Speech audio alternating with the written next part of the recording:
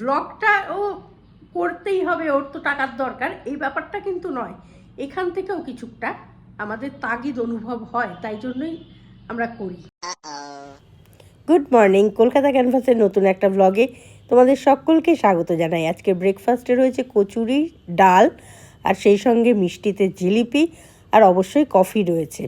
আজকে আমরা একটু রঙ্গিলাকে এখানে নিয়ে এসেছি। তোমরা অনেকেই দেখতে চাও, ওকে দেখতে পাও না, মার ঘরে থাকে বলে, তো সেই কারণেই রঙ্গিলাকে আজকে একটু বাইরে নিয়ে এলাম টেবিলে। স্নান পুজো কমপ্লিট করে ফেলেছি।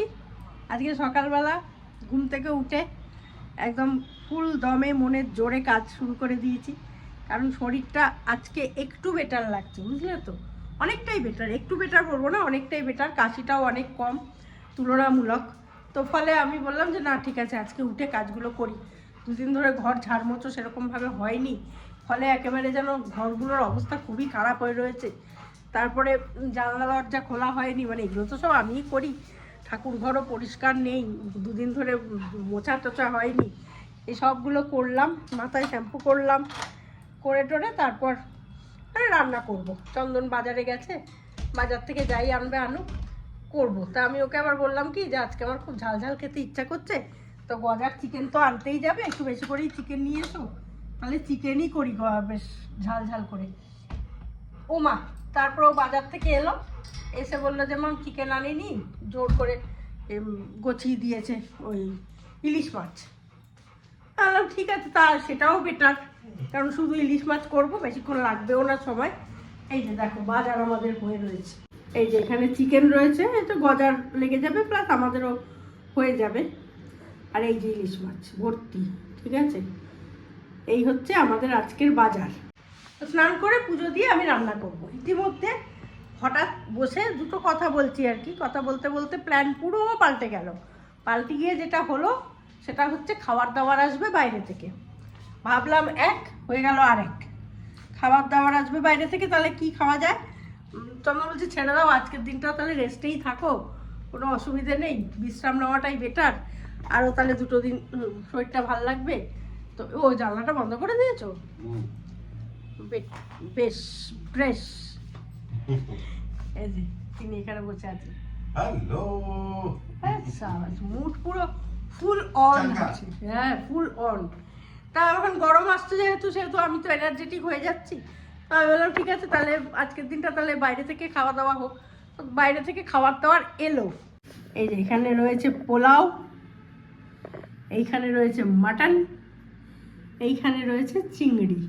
এবার এই খাবারগুলো কিন্তু কোনোভাবেই আমরা আনাইনি, আমরা আমাদের প্ল্যান অনুযায়ীই চলছিলাম। ওই যে বললাম না যে আমরা একটু কথাবার্তা বলছিলাম যে ইলিশ মাছটা তাহলে কি ভাজা করব একটু, আর ঝোল করব একটু, এসব চলছিল।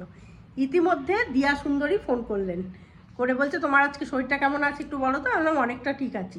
কালকে ওর মা ফোন করেছে, আমি কিছুই বুঝিনি যে ওরা আমার মানে হাবে ভাবে বোঝার চেষ্টা করছে আমি কতটা সুস্থ আছি।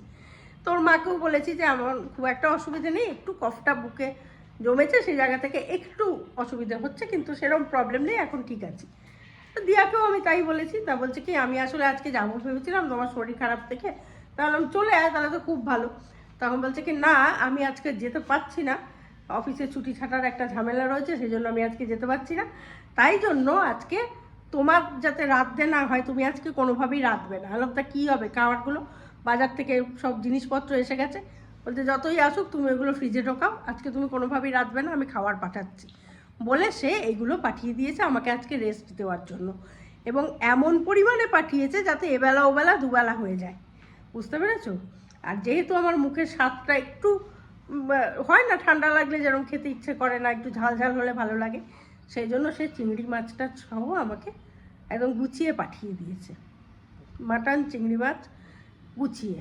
ফলে আমার আজকে রান্নাবান্না খাওয়া দাওয়াটা ফাটাফাটি হবে, কিন্তু রান্নাবান্নার কোনো চাপই রইল না। তা আমি তারপরে তুমি স্নান করে পুজোয় চলে গেছি, এগুলো আর গোছানোও হয়নি। এগুলো এবার শুধু গজার মাংসটা করে গজাকে খেতে দেওয়া হয়ে গেছে, আমার চাপ নেই। এবার এই মাংস টাংসগুলো আমি যথারীতি আমার যথাস্থানে ঢুকিয়ে দিই, ফ্রিজে ঢুকিয়ে দিই। আর এই 2 বছর ধরে কী হচ্ছে বলো তো, আমার না এই শ্বাসকষ্ট ব্যাপারটা থাকছে না, মানে সেই রকমভাবে হচ্ছে না। এবার ঠান্ডা লাগলে দেখবে একটা তো থাকেই, সেই প্রবলেমটা হয়েছে। কিন্তু সেই যে শ্বাসকষ্টে পড়ে রয়েছি সেই কষ্টটা হচ্ছে না বলে আমার খুব একটা যে আমাকে কাবু করছে তা নয়। তো সেই জন্য ঠিক আছে, তাহলে তাই হোক। আজকে আর রান্না বান্না করছি না, ভালোই হলো, রেস্ট পেয়ে গেলাম। ভাগ্যে থাকলে রাখে হরি মারে কে, বলে না কথায়। ভাগ্যে যদি থাকে যে তুমি আজকে রেস্টে থাকবে, তাহলে তুমি রেস্টে থাকবেই। আর বলে না যে খাবার, তোমার খাবার কোথায় আছে, কি আছে ভাগ্যে আজকে। এই যে আমি প্রণাম করে খাই, তার কারণ কি জানো তো? এটাই কারণ যে ভাগ্যে আমার আজকে অন্ন জুটেছে, কালকে আমার নাও জুটতে পারে। সেই জন্যেই প্রণাম করে খাওয়াটা উচিত, যে ঈশ্বর আমাকে জুটিয়ে দিলেন। তেমনি আজকেও দেখো আমাদের প্ল্যান ছিল একরকম, কালো জিরে কাঁচা লঙ্কা দিয়ে কোনো রকমে একটু নেড়ে পেড়ে রেখে দেবো। ইলিশ মাছ বলে চন্দনের তো আর কিছু লাগে না, ওই কালো জিরে কাঁচা লঙ্কা দিয়ে করে দেবো।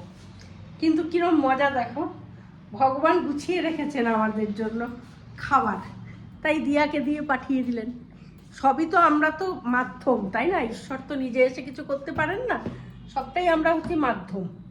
তো সেই মাধ্যমটা কে হবে সেটা হচ্ছে বড় কথা।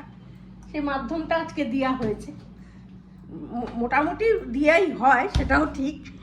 তো সেই জায়গা থেকে আজকে আমার ভাগ্যে জুটে গেল ভালো খাবার দেওয়ার। সবটাই সকালবেলা ওঠার পরে তুমি দিনটা কিভাবে যাবে কোনোটাই তোমার হাতে নেই। পুরো দিনটা কেন, পুরো জীবনটাই আমাদের হাতে নেই, কখন কি ঘটবে জানি না। এই যে আমার ছেলে পুত্র এখানে শুয়ে বিশ্রাম নিচ্ছেন, ঠিক আছে, আমার মা ওইখানে বিশ্রাম নিচ্ছেন, যাচ্ছে তাই পরিস্থিতি। তো যাই হোক, এই যে আমার মা ওখানে শুয়ে আছেন। এবার পুজো হয়ে গেছে, সবাই খেতে বসবো, মা আর চন্দন আগে বসে যাবে, তারপরে আমি বসবো আর কি। যাই হোক, আজকের ভিডিওটা সেই অর্থে ভিডিও নয়, একটা আপডেট দিলাম তোমাদের জাস্ট, যে আমি তুলনামূলক বেটার আছি এবং ঈশ্বরের আশীর্বাদে আজকের দিনটা আমার রেস্টেই কেটে গেল, রেস্ট পেলাম আর কি, এবং ভালো মন্দ খাওয়া সহযোগে রেস্ট পেলাম। সবটাই তোমাদের ভালোবাসা, ঈশ্বরের আশীর্বাদ, সবটাই। তো যাই হোক, আজকে আমি এখানেই শেষ করছি ভিডিওটা। বললামই তো, জাস্ট একটা আপডেট দিলাম। আগামীকাল থেকে ভিডিও নিয়ে আসবার ইচ্ছে আছে, আর ততক্ষণের জন্য অবশ্যই অপেক্ষা করবে। আমার বিশ্বাস যে তোমরা যে কজন আমাকে ভালোবাসো অপেক্ষা নিশ্চয়ই করবে যে আগামীকাল কৈরিকা, হ্যাঁ, রোজকার প্রাত্যহিক কাজকর্ম এবং গল্পগুজব আড্ডা এই নিয়েই আসবো। বিশেষ কিছু ব্যাপার আমাদের তো রেগুলার থাকে না, কিন্তু যা করব সেটাই তোমাদের সঙ্গে শেয়ার করব।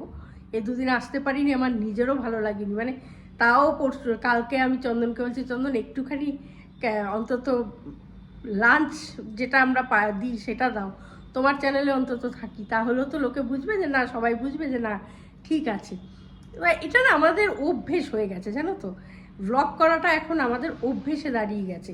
সেই কারণেই আমাদের কোনো কিছু একটা হোক বা না হোক, মনে হয় ওদের সঙ্গে শেয়ার করবো না, ক্যামেরাটা অন করবো না।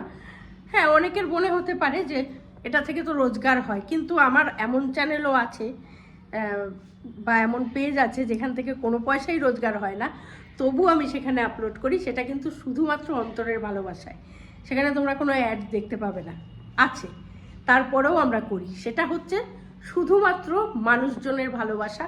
কারণ ওই পেজটাতে এমন কমেন্ট আসে যে তুমি খাবার কালকে দাওনি, আমি খেতে পারিনি, আমার খেতে গেলে তোমার ভিডিওটা না চালিয়ে আমি খেতে পারি না।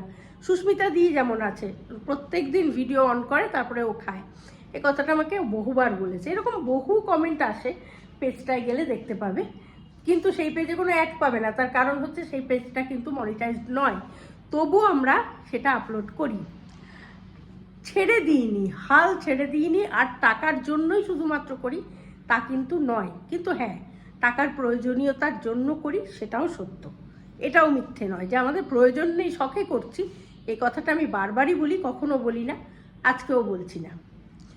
তো কাজেই ব্লগটা ও করতেই হবে, ওর তো টাকার দরকার, এই ব্যাপারটা কিন্তু নয়।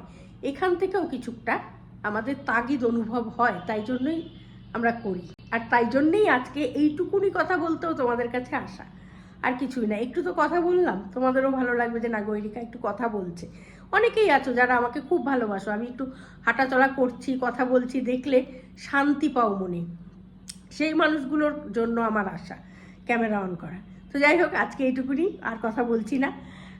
নেক্সট ব্লগ নিয়ে আসছি, ততক্ষণের জন্য সঙ্গে রাখো, দেখতে থাকো কলকাতা ক্যানভাস। এই শরীর খারাপের মধ্যেও যখন তোমাদের কথা মনে হয় আমার একটা গানই মনে পড়ে, শ্যামল মিত্রের গাওয়া।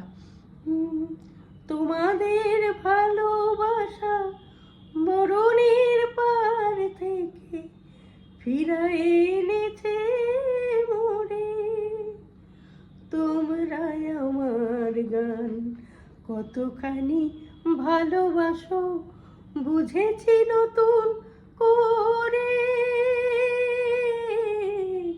তোমাদের ভালোবাসা মরণের পার থেকে ফিরায়ে এনেছে মোরে।